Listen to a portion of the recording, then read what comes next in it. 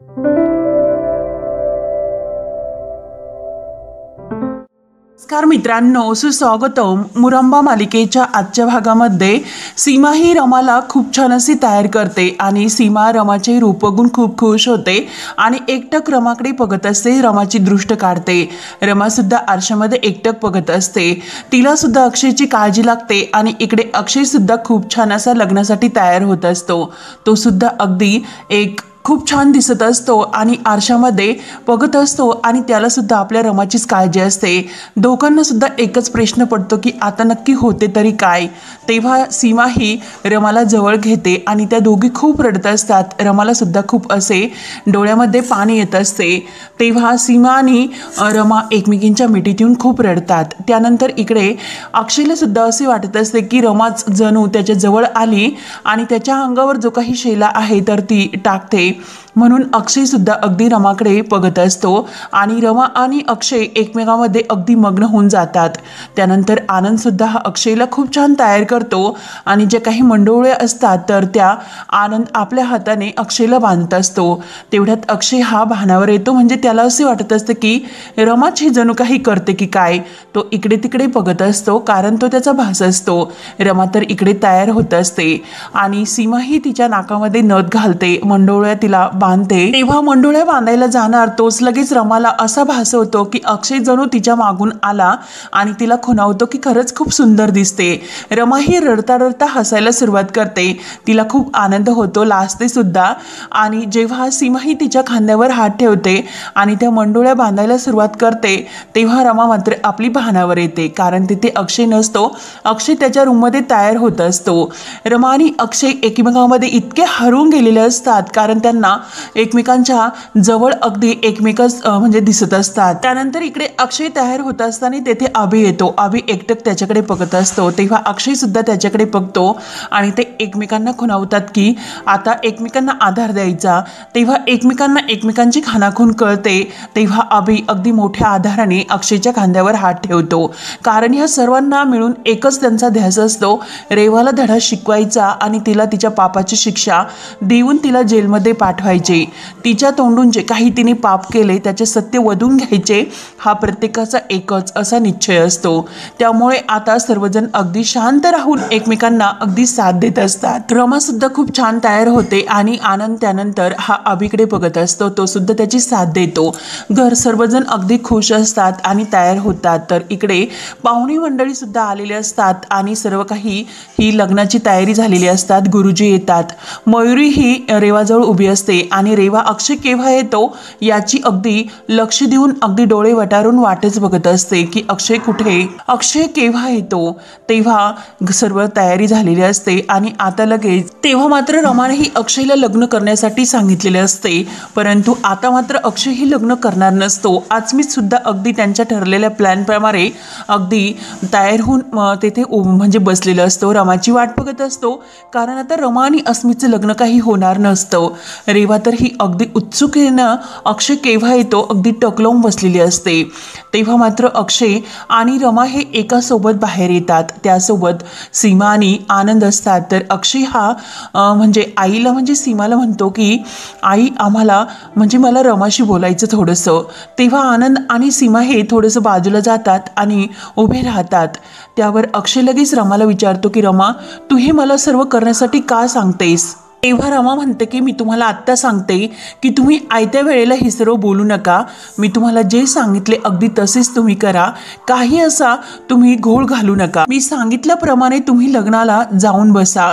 त्यावर अक्षय म्हणतो की अगं रमा मी जर लग्नाला जाऊन बसलो तर तुला सुद्धा लग्नासाठी बसवावीच लागेल. तुझं सुद्धा लग्न होईल रमा. रमा म्हणते की मी तुम्हाला सांगितले की असे काही होणार नाही. आपले ठरलेल्याप्रमाणे सर्व काही व्यवस्थित होईल. माझं लग्न नाही होणार आणि तुमचं सुद्धा नाही होणार. फक्त तुम्ही आता रेवासोबत जाऊन बसा. मी तुम्हाला जितके सांगते फक्त तितकेच तुम्ही करा. तेव्हा अक्षय अगदी टेन्शनमध्ये म्हणत असतो की अगं दोघांचं एकाच वेळी करायचं असं ठरलेलं आहे. मग रमा तुला सुद्धा अस्मित बरोबर लग्न करावेच लागेल. रमा म्हणते की अहो नाही करावे लागणार. लागणार, मी तुम्हाला सांगितले ना नाही करावे लागणार। रमा म्हणते की गुरुजींना मी सांगून ठेवलेले आहे की अगोदर तुमचे लग्न म्हणजे सुरू करा आणि नंतर। तेव्हा अक्षयला टेन्शन येते। अक्षय म्हणत असतो की रमा अगं हे सर्व जे काही चालले, जे काही आपण हे सर्व करतो ते सर्व तुला सोपं वाटतं का, किती त्रास होतो। रमा म्हणते की नाही वाटत, अहो मला सुद्धा खरंच खूप टेन्शन येते आणि खरंच खूप त्रास होतो, परंतु आता आपल्या पुढे पर्याय नाही आणि शेवटी आपल्याला हा निर्णय तर घ्यावाच लागेल। रमा म्हणते की अहो जर आता तुम्ही जर तेथे काही बोललात तर सर्व काही खूप मोठा असा प्रॉब्लेम निर्माण होईल आणि सर्व विस्कळीत होऊन जाईल। जी काही आपली प्रॉपर्टी आहे तर ती रेवाकडे, त्या रेवाच्या नावावरच राहील आणि आपल्याला मात्र रस्त्यावर यावे लागेल, कारण आता शशिकांतने जो काही घोळ घालून ठेवलेला आहे शेवटी आता तो ह्या रमा आणि अक्षयला निस्तारावर लागणार असतो। आणि आता पुढे काय होणार हे आता त्यांच्या समोर एक असं म्हणजे आव्हान उभं राहिलेलं असतं की नक्की काय होणार असे टेन्शन रमा आणि अक्षयला येते। तेव्हा रमा सांगते की अहो जर एकदा तिच्या हातामध्ये हे प्रॉपर्टी आली तर तिला काय काय पैसा कुठे खर्च करेल हे तुम्हाला सांगायची काही गरज नाही, तुम्हाला ती तर माहितीच आहे की नक्की काय, आणि तिच्याबद्दल आपण जे काही पुरावे गोळा केले तर त्या सर्वातून ती बाहेर पडेल, मग आपला हे सर्व केलेला काही उपयोग होणार नाही। त्यामुळे आता मात्र आपल्याला हे सर्व अगदी मनावर दगड ठेवून करावे लागेल, जे काही आहे ते अगदी आपल्या घरासाठी आणि घरातील या लोकांसाठी। त्यावर अक्षय म्हणतो की अगं रमा आपलं जे काही ठरलं होतं अगदी त्याप्रमाणे आतापर्यंत सर्व काही झाले, मग लग्नासाठी का बसायचे आपण, आपल्याला सगळे पाहुण्यांसमोर हे सर्व सांगून टाकायचं होतं।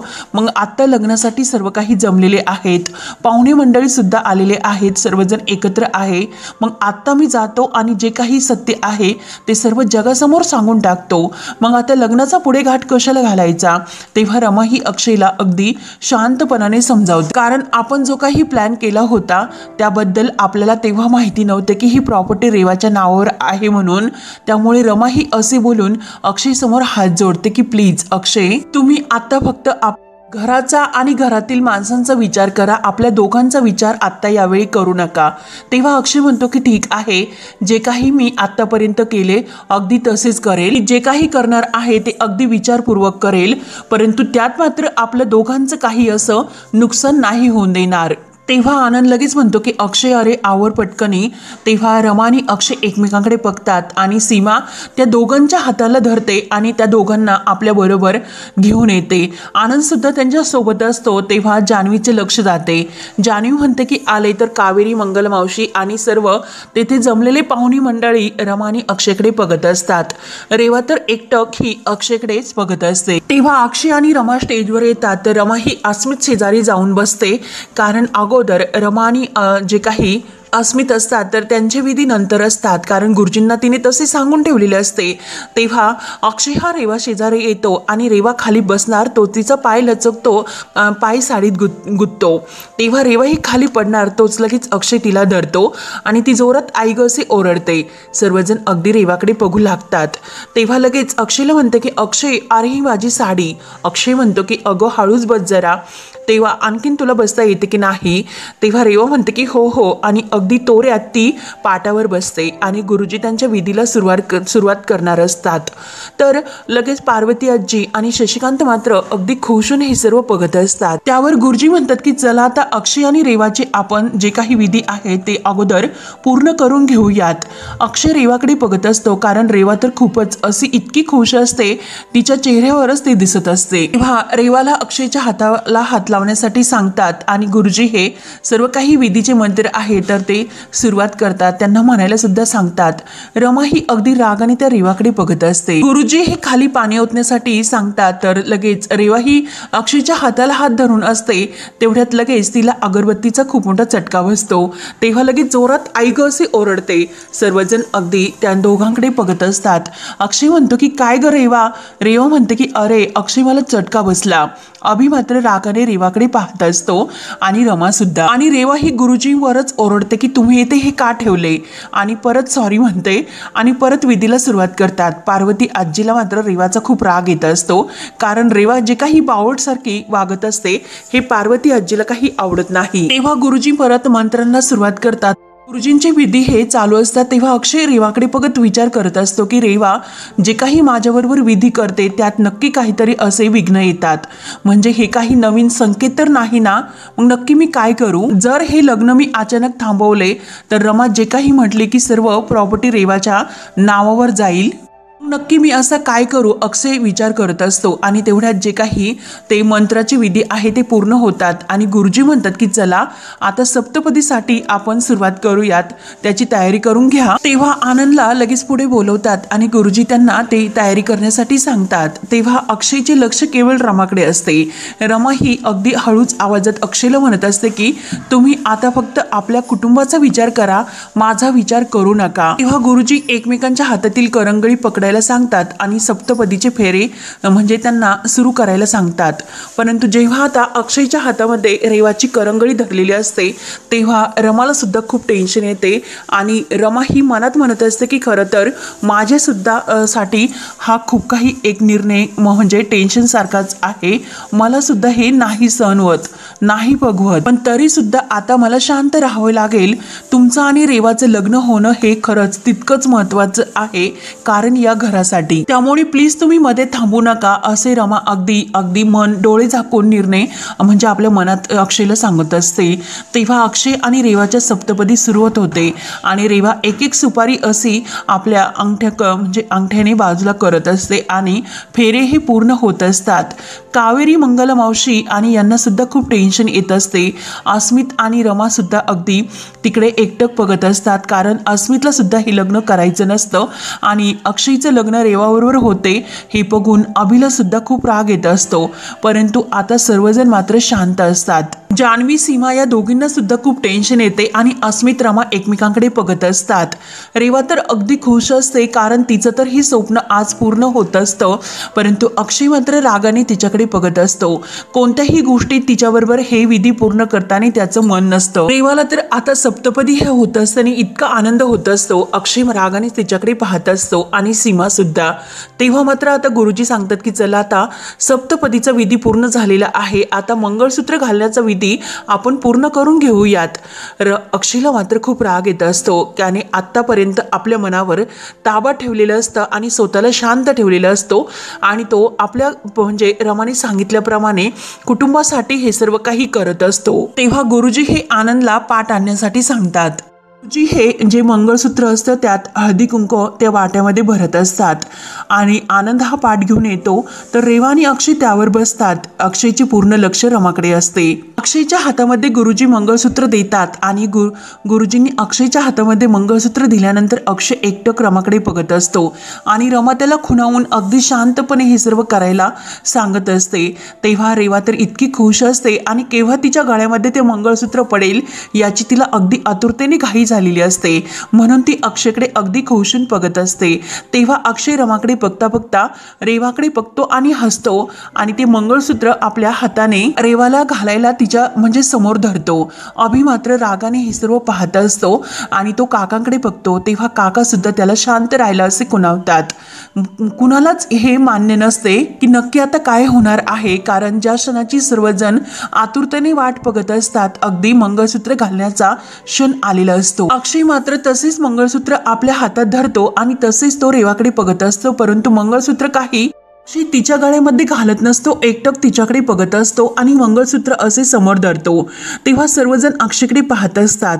रेवा म्हणते की अक्षय अरे का थांबलास, घाल ना मंगळसूत्र माझ्या गळ्यामध्ये। आजी म्हणते की अक्षय अरे काय झाले, घाल ना मंगळसूत्र। तर अक्षय रागानेच पाहत असतो। रेवा म्हणते की अरे काय झालं अक्षय, घालणारे मंगळसूत्र, तो ओके तर आहे ना। अक्षयचे हात एकदम थरथर असे कापत असतात। रेवा त्याला तीनदा विचारत असते की अक्षय काय झाले, तू ओके तर आहे ना, अरे काय होते, परंतु अक्षयला मात्र हे काही आता सहन होत नाही, अगदी थरकाप त्याचा होत असतो। तेव्हा गुरुजी सुद्धा म्हणतात की अहो अक्षयराव काय झाले, घाला ना तुम्ही रेवाच्या गळ्यामध्ये मंगळसूत्र। रेवाला टेन्शन येते। रेवा म्हणते की अक्षय अरे तुला काय करतो ते माहिती आहे का, जर हे मंगळसूत्र तू माझ्या गळ्यामध्ये नाही घातले तर आपली विधी पूर्ण नाही होणार, का थांबलाच अक्षय, घाल ना मंगळसूत्र। तेव्हा अक्षय जेव्हा ते मंगळसूत्र रेवासमोर धरून उभा असतो तेव्हा मात्र त्याला आरती वहिनीला जे काही ढकलल्याचे आणि आरती वहिनीचा त्या टेम्पोखाली जीव गेल्याचे सर्व काही क्षण डोळ्यासमोर येतात। अक्षयच्या जीवाची इतकी अशी घालमेल होत असते आणि तो त्याच्या डोळ्यामध्ये चक्क पाणी येत असते आणि लगेच तो तडकन उठतो, उभा राहतो। रेवा विचारत असते की अक्षय काय झाले, अक्षय काय झाले। सर्वजण अगदी धक्क्याने हे सर्व पाहत असतात। शशिकांतला तर खूप मोठं असं टेन्शनच येते की नक्की हे अक्षयला काय झाले असेल। तेव्हा मात्र आता पार्वती आजीला सुद्धा टेन्शन येते आणि रेवाला तर खूपच। अक्षय हा रमाकडे बघत असतो आणि रमा अक्षयकडे। तेव्हा अक्षय लगेच जी काही त्या रेवाची त्याची गाठ बांधलेली असते तर ती गाठ लगेच सोडतो आणि रेवाचा जो काही तो पदर असतो तर रागाने बाजूला फेकतो आणि जो आपल्या डोक्यातील फेटा असतो तो सुद्धा बाजूला काढतो आणि फेकतो। सर्वांना खूप मोठे टेन्शन येते आणि रेवाला खूपच जास्त की अक्षय नक्की असे का वागतो। सर्वजण उठून उभे राहतात आणि हे सर्व पाहत असतात। रेवा तर खूपच घाबरते की अक्षय अरे काय झाले, तर अक्षय रागाने तिच्याकडे बघत असतो। अस्मित आणि रमा सुद्धा उठून उभे राहतात। रेवा विचारत असते की अक्षय अरे काय झाले, सांग ना, तू असे का वागतोस। रेवा विचारते की अक्षय तू हे काय करतोस, तर अक्षय म्हणतो की मला हे लग्न नाही करायचं। तेव्हा शशिकांत आणि आजी यांना तर खूप टेन्शन येते। कावेरी, मंगला मावशी आणि पंकज काका यांना खूप आनंद होतो, आनंद आणि जान्हवीला सुद्धा। आजी लगेच रागाने विचारते की अक्षय अरे काय झाले तुला। तेव्हा अक्षय म्हणतो की आजी मी तुला एक गोष्ट सांगतो की ह्या बाई बरोबर मला लग्न करायचे नाही। रेवा रडतच विचारते की अक्षय अरे काय झाले, तू का असे वागतोस, तुला कळत नाही का काही, सर्वजण आलेत, आपलं लग्न होतंय आणि आईन तू मंगळसूत्र घालण्याच्या वेळीच म्हणतो की मला हे लग्न नाही करायचं, नक्की तुला काय झाले, का असं वागतोस। अरे तुला कळते ना आपलं तर एकमेकावर प्रेम आहे। तर रेवा ही अक्षयच्या खांद्यावर हात ठेवून त्याला जवळ घेत विचारत असते। तेव्हा अक्षय म्हणतो की काय प्रेम, कुठलं प्रेम ग, कुणाचं, माझं तुझ्यावर कधीही प्रेम नव्हतं, आत्ता सुद्धा नाही आणि यामागे सुद्धा नव्हतं। अगं कुणाला तरी घाबर ना, तू कितकी साळूसुधाचा आळांतेस, काय वागतेस अगं खरंच। तेव्हा अक्षय रेवाला म्हणतो की यू आर ब्लडी मर्डर, तू एक खुनी बाई आहेस आणि खुनी बाई बरोबर लग्न प्रेम हे तर खूप बाजूच्या गोष्टी आहेत, अशा बाई बरोबर मला संबंध सुद्धा ठेवायचे नाही। तेव्हा शशिकांत लगेच पुढे येतो तर आजी म्हणते की अक्षय अरे चेष्टा पुरी झाली। तर लगेच अक्षय रागाने आजीकडे पाहत असतो तर आजी म्हणते की हे बघ अक्षय खाली बस आणि ते मंगळसूत्र रेवाच्या गळ्यामध्ये घाल। आणि आजी गुरुजींना म्हणते की गुरुजी तुम्ही मंत्राला सुरुवात करा। तेव्हा अक्षय लगेच पुढे येतो, आपल्या गळ्यातील जो काही फेटा आणि हार असतो तर तो बाजूला काढून फेकतो आणि एक्सक्यूज मी आजी, अगं एक मिनिट, काय ग आजी तुला काय वाटलं की मी शाळेतील कुकुल बाळ आहे का। सांगतात ना शिक्षकांना मुलाला कडेवर घ्या आणि वर्ग सुरू करा, मी तुम्हाला सांगतो की मला या बाईशी लग्न करायचे नाही, असे रेवाकडे बोट दाखवत म्हणतो। रेवाला तर काय करू आणि काय नाही अशी तिची गत होती, कारण आज मात्र तिचं काही सत्य लपलेलं नसतं, ते सर्व काही सर्वांच्या समोर आलेले असते म्हणून तिला खूप टेन्शन येते। ह्या रेवाचा खरा चेहरा सर्वांसमोर येण्यासाठी, ह्या जगासमोर येण्यासाठी मी हा सर्व घाट घातलेला आहे असे अक्षय आज सर्वांसमोर कबूल करतो। तेव्हा रेवाला, शशिकांतला आणि आजीला खूप मोठा धक्का बसतो। तेव्हा रमा अक्षयला म्हणते की अहो असे काय करतात, आपले ठरले होते ना, मग करा ना तुम्ही तिच्याबरोबर लग्न। तेव्हा अक्षय म्हणतो की रमा मला माफ कर, मी हे लग्न नाही करू शकत, आता मला हे सर्व करावेच लागेल आणि जर मी हे आता नाही केले तर मला यांच्या चक्रात अडकावे लागेल। रेवा लगेच अक्षयला म्हणते की अक्षय माझा चेहरा, अरे तू काय बोलतोस, हे सर्व वाटेल तेच बोलतो तू आता। तेव्हा अक्षय म्हणतो की काय रेवा, अगं तुला अजून सुद्धा तेच वाटते की मी वाटेल तसे बोलतो। तेव्हा आजी अक्षयला म्हणते की अक्षय तू शांत हो। आणि रेवा काय ग, तुझं आणि अक्षयचं काही भांडण झाले होते का। रेवा रडतच म्हणते की काहीच नाही आई आजी, मलाच कळत नाही की हा असे का वागतो। तेव्हा अक्षय म्हणतो की मी सांगतो ना, सगळं काही सांगतो अगदी सविस्तर। आजी टेन्शन मध्ये म्हणते की अरे मग सांगणार रे बाबा लवकर काय आहे ते। आणि हे बघ रेवा कधी कधी असं विचित्र वागते, वेड्यासारखं वागते।